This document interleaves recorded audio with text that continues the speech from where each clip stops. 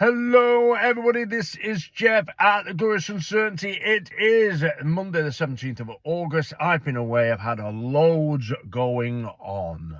We've had deaths, we've had births, we've had a head gasket problem. We've had a lot going on, and when you've got loads going on and your head's not in the right place, you can't read the form. It just goes, I found I was staring at the page and I couldn't concentrate. So that's now ended. We are back. Glorious Uncertainty is back, and we are playing in the Catrix 315. We've done the full race analysis and the official betting advice. If I do this, it's because I'm reading off the iPad. Anyway, so we're heading to Catterick for 315, Class 6 handicap. Now, as always, before we look at a single price, so before we even look at a single price, I like to build my own opinion, which is hard because you're always tempted. You know what it's like when you're looking at a horse, you're always swayed by the market, and that's where we go wrong.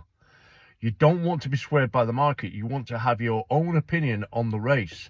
So I do not ever, and people may frown at this, I don't look at official ratings. I do not look at the Racing Post ratings. I don't look at top speed.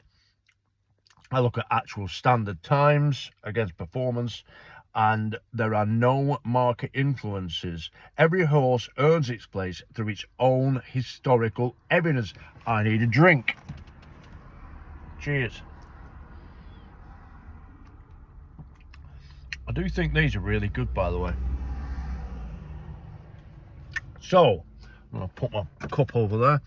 Right, so we've got historical race structure. That's where we're going first. Look at the historical renewals at Catterick. And Catterick strongly favours horses racing close to the pace. The best historical combination is a low draw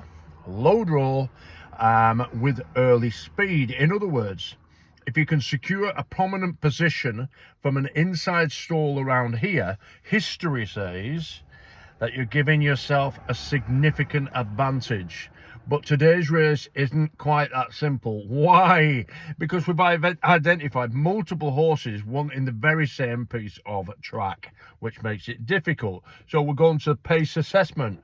Our behavioural work suggests that Balmy Blade wants to lead, Quercus wants to lead, JM Jingree is happiest close to the pace, Miss Rainbow races prominently, Papa Don't Preach likes to stalk just behind the leaders. So it's going to be busy up front. So rather than one horse getting an easy lead, we're expecting an honest pace, possibly even a contested lead.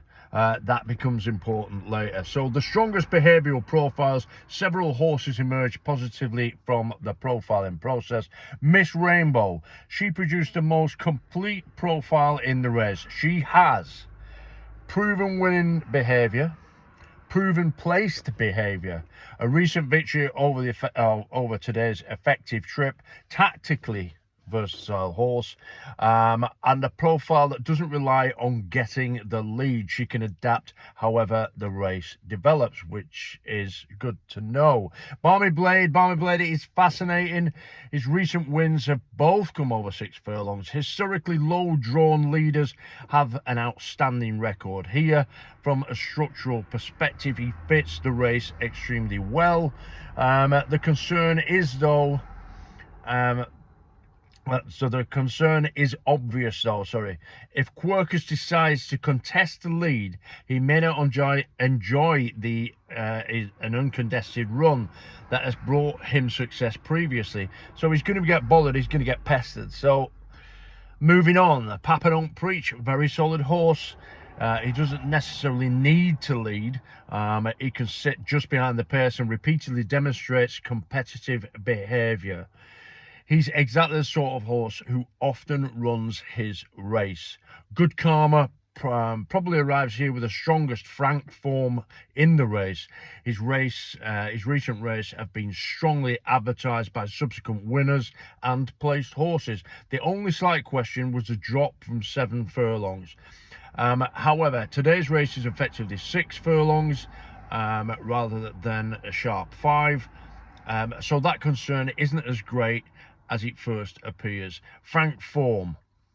Next category. The horse whose recent performances have received the strongest independent validation were Good Karma, One of Our Own, and Miss Rainbow. Those performances have subsequently been advertised by other horses coming out and running well. That gives an increased confidence that the form itself is genuine. Need another drink.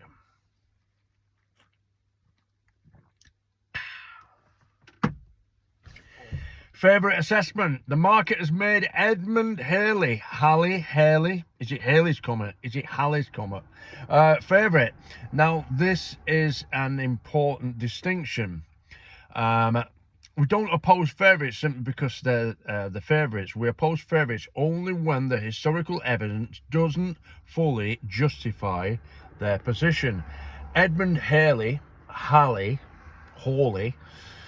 is clearly progressive, and he's a stable in tremendous recent form, but his price appears to be based more on expected improvement rather than on already established behavioural profile.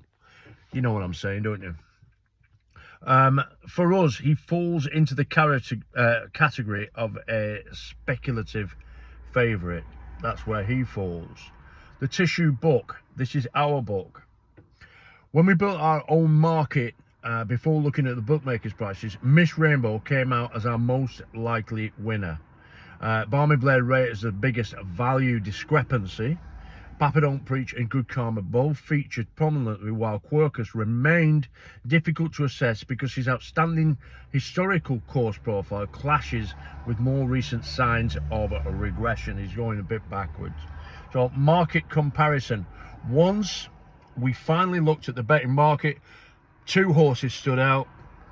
First is Miss Rainbow, second is Balmy Blade. So let's have a professional betting decision. Now, this is where the professional betting and staking framework comes in, which is one that I use. Analysis and staking are 2 different disciplines completely. Our job isn't to back every horse that profiles well. Our job is to identify the one opinion that deserves capital. Today's race is still uncertainty. There are several pace scenarios, okay? There are multiple horses with genuine chances. This is not a maximum confidence race. Instead, we've classified it as a solid confidence opportunity, okay? So the official betting is Miss Rainbow, 3 points win, and that is what is going on the account. 3 points win. Why? Because she brings together the strongest combination of behavioural evidence, recent validation, proven 6 furlongs ability, tactical adaptability, and she still represents value against our own tissue prices. So we think the market has got a bit too big on it. Balmy Blade remains the biggest value runner in the race, and I wouldn't be at all surprised if that horse runs a big race up front. But when I am advising subscribers, one clear message that I'm trying to get more to one horse. In the past, we've had 2 or 3 horses, but it depends on the field. So one selection today. Today the horse is Miss Rainbow. If you're having a bet today, good luck. Okay. If you're new to the channel, enjoy this style of evidence-based betting. Subscribe if you want, if you can be bothered. Until next time, remember that this should be fun. Don't bet too much. 3-point win. Miss Rainbow, that's what's going on the account. That's what's going on the account at SP. Have a look on the Have a look on Betfair, see what they're on the markets, see what they're giving you.